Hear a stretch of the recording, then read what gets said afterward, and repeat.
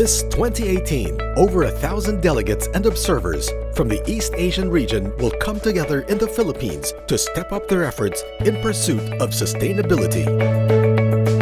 Since 2003, the EAS Congress has been contributing towards addressing global issues such as climate change adaptation, biodiversity conservation, pollution reduction and waste management, water use conservation and management, alternative livelihood, and food security, which has greatly benefited the local communities across the region.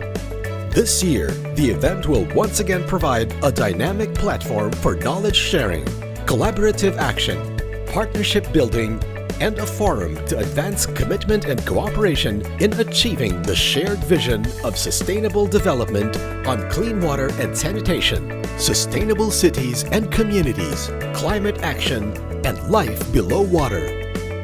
We have accomplished many meaningful achievements over the year, but there is a lot more to do. Each of us can make a contribution towards having more sustainable oceans and coasts. Together, let us move as one with the Global Ocean Agenda. The East Asian Seas Congress 2018. 25 years of partnership in promoting healthy oceans, people, and economies. Moving as one with the Global Ocean Agenda. Delegates, participants, guests, welcome to Iloilo City, Philippines.